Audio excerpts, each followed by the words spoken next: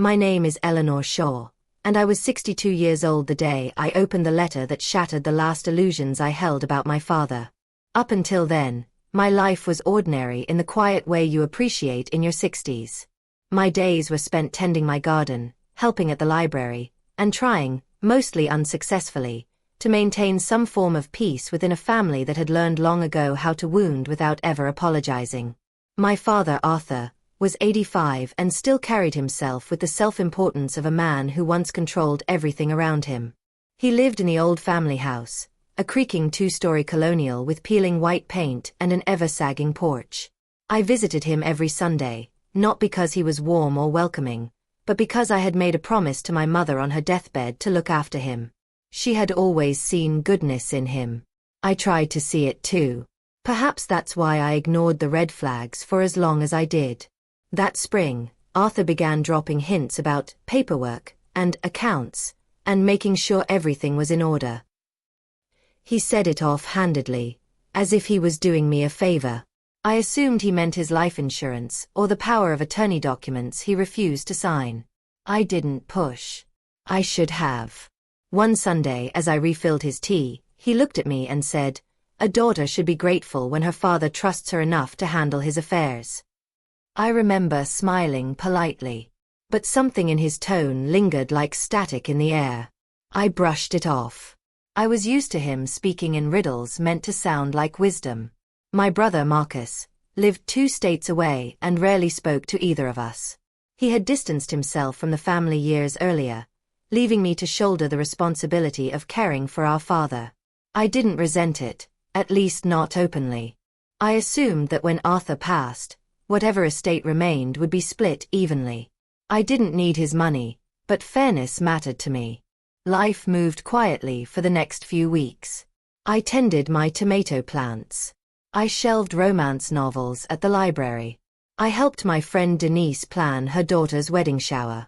It was the rhythm of a life that had finally reached a peaceful stride. But small things began to nag at me. My father called more often. He asked strange questions. What was my social security number again? Did I know my credit score? Had I ever missed a mortgage payment? I laughed the questions off, assuming it was just age catching up with him. I never imagined he had already done something irreversible. Then, one ordinary Thursday morning, as I sifted through a stack of mail on my kitchen counter, I saw the envelope. The bank's logo. My name. A bolded line beneath it. Notice of foreclosure proceedings. I felt the air leave my lungs. I sat down, holding the envelope between my fingers, knowing instinctively that life, my calm, quiet life, was about to split cleanly into before and after. When I finally opened it, the truth struck with breathtaking clarity. My name was on the loan, but not on the house. And according to the bank, the payments were 9 months overdue. I read the letter again, and again, and by the 4th time, my hands were trembling. What had my father done? Why was I legally responsible for a house that wasn't mine? And more importantly, what would happen to me now? The last line of the notice was cold and unmistakable. Immediate action is required. I stood up, heart pounding, as the sun dipped behind the trees outside. My father had done something terrible. And I was about to find out just how deeply he had buried the truth. I drove straight to my father's house without calling ahead. The sky was turning the color of bruised plums, and my hands gripped the steering wheel so tightly my knuckles ached. When I pulled into the gravel driveway, I saw him through the window, watching television with the volume loud enough to rattle the window panes. I walked in without knocking. The door had never been locked in all the years I'd been coming here. The smell of stale coffee and old newspapers filled the air. He didn't look up. "You're early," he said, as if I had come for a social visit. I held out the letter. "What is this?" He paused the television. His expression didn't shift at first. Then he sighed, as though I were inconveniencing him. "So they finally sent something." "Finally." My voice cracked with disbelief. "Dad, why is my name on the loan? Why am I the one facing foreclosure?" He waved his hand. You worry too much. It's just paperwork. No, it's not just paperwork. I stepped closer. You put my name on a mortgage without telling me? He frowned at the word mortgage, like it was an accusation. Technically, a refinancing. The house needed repairs after the winter storm. You wouldn't want your childhood home falling apart, would you? I stared at him. You refinanced the house and put it in my name? No, he snapped. I put the loan in your name. The house is still mine. That's what makes sense. You're younger. Better credit. I felt the room tilt. You took out a loan in my name and didn't tell me. You forged my signature. He shrugged. You act like it's the end of the world. Parents do things for their children all the time. Consider it a future investment. A future investment that's about to destroy my credit and leave me with a foreclosure on a property I don't own. He didn't flinch. The bank is overreacting. I'll pay them when I pay them. You're 9 months behind. He waved dismissively again, like swatting at a fly. It'll work itself out. I felt something inside me fracture. Not because of the money, but because of the careless ease with which he dismissed the gravity of what he had done. The betrayal wasn't financial. It was moral. It was personal. It had been planned. Why didn't you ask me? I whispered. He finally looked at me with something other than annoyance. And that was worse, because it was calculation. Cold. Familiar. Because you would have said no. Silence fell heavy between us. I had known my father all my life, but in that moment I saw him clearly. A man who believed other people were tools. A man who saw his children not as humans with boundaries, but as conveniences. Dad, I said quietly, you broke the law. I maintained my household, he replied. Do not make this dramatic. He turned back to the television, as if the conversation were done. But it wasn't done. Not by a long shot. This is identity fraud, I said. Financial fraud. Elder or not, the law doesn't care. Oh, grow up, Eleanor. You owe me. I raised you. The words hit like a slap. In that moment, the betrayal crystallized into something sharp and cold. He believed he owned me. But I was done being owned. I folded the foreclosure notice and slid it into my bag. He didn't realize it yet, but the moment he forged my name was the moment he set his own downfall into motion. As I walked out the door, he called after me, "Don't make a fuss. The bank won't do anything." But I already knew they would. And what he didn't know was that I had just begun to uncover the rest of his lies. Lies that would make this one look tame. Lies that would change everything. And the next piece of evidence was waiting in a place I least expected. I didn't go home immediately. Instead, I drove to a quiet overlook by the river, a place I'd gone since childhood whenever life felt too heavy to carry. I watched the water roll slowly toward the horizon, and I felt the weight of 62 years of family history sitting like a stone in my chest. My father had always been like this. Controlling. Manipulative. But he wore it well, wrapping his selfishness in a veneer of practicality. Growing up, I was the mediator, the good daughter, the one who kept the peace. Marcus was the rebel. The escape artist. The one who saw through our father before I had the courage to. When Marcus left home at 18, he told me, "Dad will use you until you stop him." I had laughed then, thinking he was being dramatic. I wasn't laughing now. I thought about my mother. Gentle, quiet, endlessly forgiving.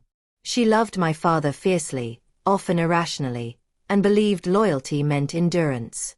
When she was dying of cancer, she asked me to stay close to your father. I didn't realize then that her final request would become a chain around my ankle. But I wasn't a child anymore. I wasn't the dutiful daughter who made herself small. And I wasn't going to let my father destroy my future. As the sky grew darker, memories flickered through my mind like old film reels. My father keeping my mother's name off the deed, for tax reasons. The time he took out a credit card for household expenses and amassed charges he insisted she handle. The way he always insisted on controlling the finances, even when his judgment slipped with age. The dismissive tone he used whenever someone questioned him. Control wasn't a habit for him. It was an identity. And I had just discovered the latest, most damaging manifestation of it. But why now? Why the loan? Why drag me into financial ruin? That's when I remembered something he'd said months earlier. Offhand. Forgettable at the time. This house is worth a fortune now. The bank said so. Had he tried to pull equity from it? Had he been denied? Was putting my name on the loan his workaround? A workaround that could cost me everything. I needed answers. And there was one other person who might have them. Marcus. He answered on the third ring, his voice groggy from sleep. Ellie. Everything okay? No, I said quietly. It's not. I told him everything. The foreclosure notice, the forged documents, the unpaid loan. He didn't sound surprised. Only tired. He's always been like this, he said. Since we were kids. He takes what he wants and expects applause. But this time it's criminal. He exhaled sharply. What do you want to do? I want the truth. All of it. Every document, every account, every signature. Everything he hid. There was a long pause. Then Marcus said, then start with the county records office. Of course. Property deeds. Loan filings. Public documents. The paper trail would tell the story better than my father ever would. But Marcus wasn't finished. Ellie, he said softly, if he put your name on one thing, he might have put it on others. A chill ran through me. How many others? That's the question, isn't it? I looked at the foreclosure notice again. At my name printed beneath amounts I'd never agreed to. My father thought he had the upper hand. But he had underestimated two things. My patience. And my resolve. The river flowed quietly below as the night deepened. Tomorrow, I would begin pulling apart the lies he had woven. Piece by piece. But I had no idea then just how tangled the truth would be. Or how much darker it would get before the light returned. The next morning, I arrived at the county records office 15 minutes before it opened. The line was short. A few real estate agents, a contractor, a couple with coffee cups. I stood among them, clutching a folder containing the foreclosure notice, a pen, and a notebook. When the doors finally opened, the air inside smelled of old paper and dust. Rows of filing cabinets stretched like quiet soldiers along the walls. A clerk named Mary Ann, with gray curls and kind eyes, greeted me at the desk. How can I help you today? I took a steadying breath. I need to look up property records for the Shaw residence on Willow Creek Road. She nodded and typed the address into her computer. Are you the owner? No, I said. But I'm the borrower. Her eyebrows lifted slightly. Borrower. Yes, I said. That's part of the problem. She gave me a sympathetic look and gestured to a workstation. Let's take a look together. As she clicked through the database, my stomach knotted. The deed popped up first. Owner. Arthur Shaw. No surprise there. But beneath it was a tab labeled liens and encumbrances. My pulse quickened. She clicked it. A list appeared. 8 entries. Not 1. Not 2. 8. The first was dated 12 years earlier. The most recent, my loan, was dated 11 months ago. My name was on only one. His. But the pattern was unmistakable. My father had been refinancing the house repeatedly, constantly pulling equity, shifting debt, juggling payments, and masking the mess. He'd kept the property under his own name while distributing the financial burden wherever he could. Can you print these? I asked. Mary Ann printed the stack and handed it to me gently. Is everything okay? No, I said. But it will be. Next, I requested copies of the loan documents associated with the foreclosure. The clerk retrieved the file from storage, and when it landed in front of me, my throat tightened. There it was. My name. On every signature line. My father's handwriting imitating mine with unsettling accuracy. The discovery washed over me. Anger, betrayal, shame, grief. He had done this deliberately. Calculatedly. He had chosen my life as collateral for his comfort. Do you need anything else? Marianne asked softly. Yes. My voice steadied. I need instructions on filing a fraud claim. She nodded, slid a form toward me, and pointed to the relevant sections. This starts the process. You'll also need to file a police report and contact the bank.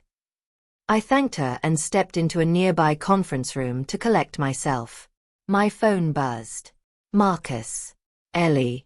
You find something? Yes, I said, staring at the signatures. He's been doing this for years. And I wasn't the first person he used. There was silence on the other end. Then Marcus exhaled. Mom. I closed my eyes. Yes. Her too. My father hadn't just manipulated us. He had used us as financial shields. I'm filing a fraud claim, I said. I'm contacting the bank. And I'm confronting him. With evidence this time. I'm coming up this weekend, Marcus said. You shouldn't face him alone. No, I said quietly. I think I need to. I hung up, gathered the files, and walked out of the records office with a calm that surprised me. The truth was ugly. But it was finally visible. And now that I had begun unraveling it, I had no intention of stopping. What I didn't know yet was that the bank had already started their own investigation. And they would soon uncover something I hadn't even considered. Something that would blow this entire situation wide open. When I arrived home, there was another envelope waiting in my mailbox. Same bank logo. Same heavy sense of dread. But this one wasn't a notice. It was a request. We have reason to believe the loan associated with your name may be subject to fraud. Please contact our fraud investigation department immediately. My heart thudded. The bank had noticed something. Perhaps inconsistencies in the signature. Perhaps payment patterns. Something had triggered their internal alarms. I didn't wait. I called the number. After verifying my identity, a representative named Daniel spoke calmly, his tone professional but empathetic. Ms. Shaw, we reviewed the loan documents after your previous inquiry. I need to ask a difficult question. Did you personally apply for, sign, or authorize the loan? No, I said. I had no knowledge of it until the foreclosure notice arrived. There was a short silence. Then he said, that's consistent with our findings. My pulse quickened. What findings? He cleared his throat. The notary who supposedly witnessed your signature does not appear to exist. Her license number is invalid. I closed my eyes. Meaning what? Meaning the signatures were not notarized by a licensed professional. And the person who submitted the documents likely knew that. A cold, sinking feeling spread through me. My father had forged my signature. And he had forged the notary as well. Daniel continued, we are escalating this to our legal department. You have grounds for a full fraud exoneration, but we need your cooperation. Would you be willing to provide a statement? Yes, I said. Anything you need. After the call, I sat at my kitchen table for a long time, absorbing the revelation. But the truth wasn't finished revealing itself. 2 days later, while sorting through my father's old mail during one of my visits, I found a thin envelope tucked behind a stack of magazines.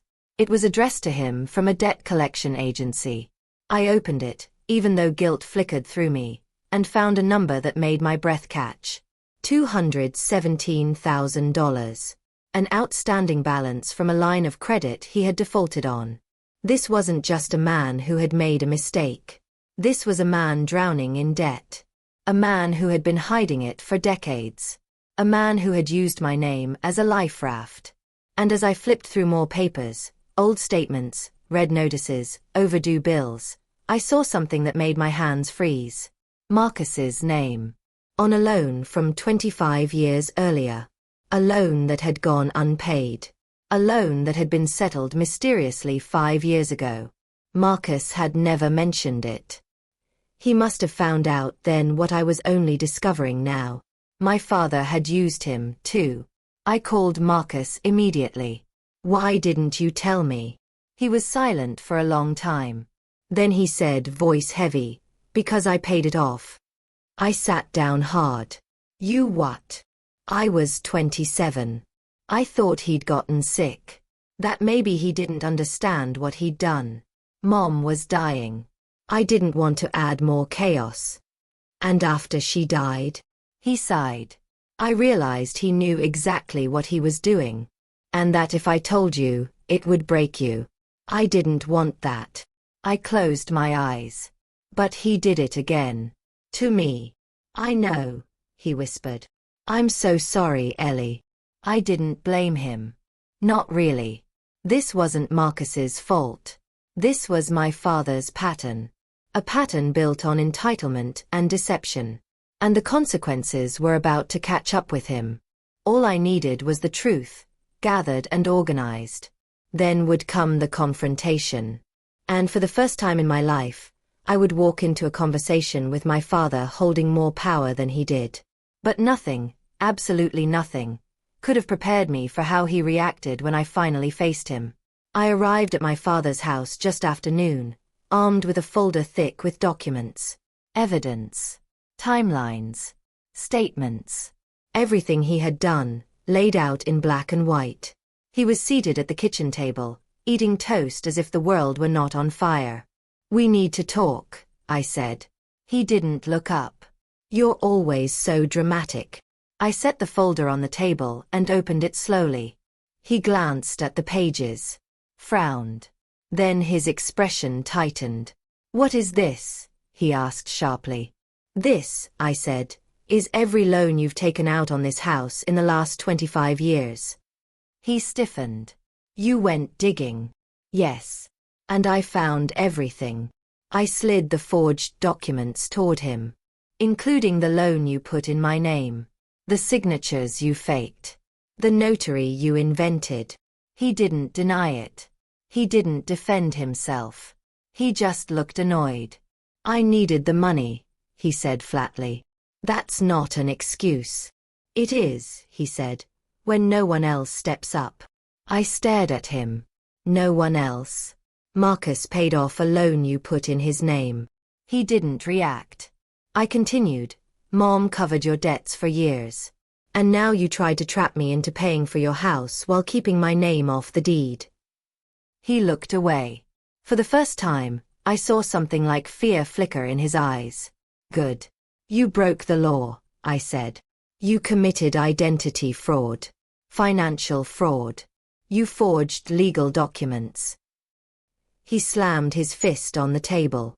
"I am your father. And I am your daughter, not your property." Silence. Then he said quietly, "You're making a mistake going against me." "No," I said, equally quiet. "The mistake was letting you go this far." I gathered the documents and stood. He grabbed my wrist. Not hard, but firm. A gesture of the past. A reminder of the control he once held. "Eleanor," he said, voice low, "if you report this, they'll take my house." I met his gaze. "Yes," I said. "They will." His grip loosened. His face fell into something defeated. "You'd let them take everything from me?" "No," I said. "You took everything from yourself." I walked to the door. He said behind me, "If your mother were alive." I turned sharply, anger finally rising. "If she were alive, she'd be ashamed of what you've done." He flinched. I opened the door. "The bank will be contacting you soon. Cooperate with them. Or don't. Either way, this is no longer my burden." As I stepped outside, I heard the unsteady scrape of his chair. "Eleanor." I paused. But I didn't turn back. "You're still my daughter," he said. "You can't abandon me." I closed my eyes. "I'm not abandoning you," I said. "I'm letting you face the consequences you created." I walked to my car. He didn't follow. He didn't call out again. He knew. The era of control was over. What neither of us knew was just how swiftly the consequences would arrive, or how deeply they would cut. The next 3 weeks moved quickly. The bank's fraud division approved my statement. They confirmed that the signatures were forged, the notary was non-existent, and the loan was illegally executed. I was officially removed from the mortgage responsibility. The foreclosure process was frozen. But the investigation into my father continued. He received a formal letter from the bank, outlining their findings and presenting him with 2 choices. 1. Enter a repayment plan under financial supervision, or 2. Face legal action for fraud. He called me the day the letter arrived. Not to apologize. Not to explain. To rage. "You turned them against me," he shouted. "You ruined everything." "No," I said calmly. "You did." A week later, Adult Protective Services contacted me for a routine inquiry. They had been notified by the bank that an elderly man had engaged in significant financial misconduct that could indicate cognitive decline or intentional fraud. They needed a family statement. I told them the truth. All of it. They opened a case. Marcus visited that weekend. Together, we met with a financial counselor who specialized in elder fraud, committed by elders, not just against them. She helped us understand options: legal guardianship, conservatorship, protective interventions. But none of them mattered if he wouldn't cooperate. And he wouldn't.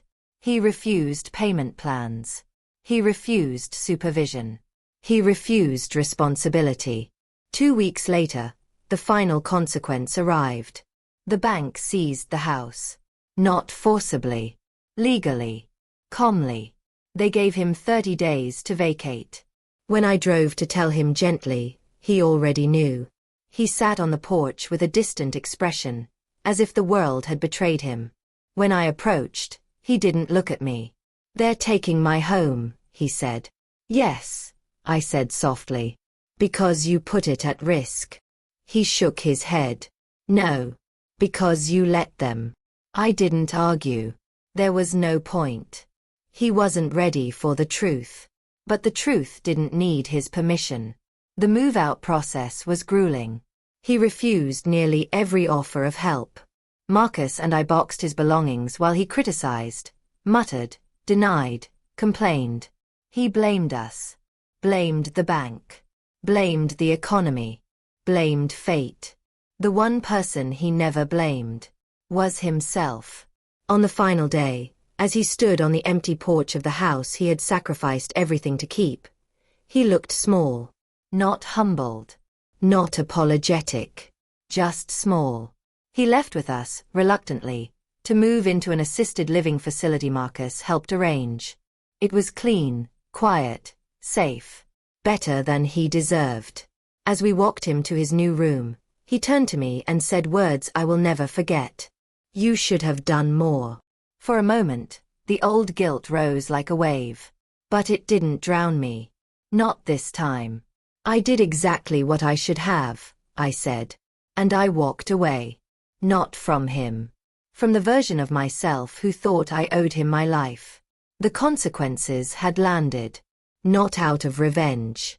Out of truth. And now, at last, I had the chance to breathe. What remained was reflection. And healing. 6 months have passed since the house was taken. My father lives quietly in the assisted living home. I visit him once a month. Not out of obligation anymore, but out of choice. I bring him fruit. I help him label his clothes. He complains less now.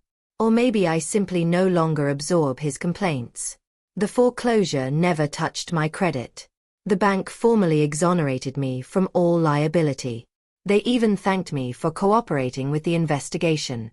Marcus and I talk more now than we have in decades. We've begun piecing together a childhood shaped by subtle coercion, expectation, and emotional extraction. We laugh sometimes at the absurdity of it all. Other times we sit quietly, grieving the parts of ourselves that spent too long trying to earn love through sacrifice. I've learned something powerful in these months of reflection. Loyalty without boundaries becomes self-destruction. I kept my promise to my mother. I didn't abandon my father. But I no longer confuse loyalty with servitude. Revenge, in the end, wasn't about destroying him. It was about revealing the truth, putting the truth in the light, letting the consequences unfold naturally, and walking away with my dignity intact. I've rebuilt my routines. My tomatoes are thriving. The library added 2 new volunteers. I've started attending a memoir writing group on Thursdays. And every night before bed, I remind myself of the lesson that changed my life. We teach people how to treat us by what we allow. I allowed too much for too long. But not anymore. To those listening to my story, if you've ever carried the burden of someone else's choices, if you've ever swallowed your voice to keep the peace, if you've ever believed you had to earn someone's love by sacrificing parts of yourself, please hear me. You don't owe your life to someone else's mistakes.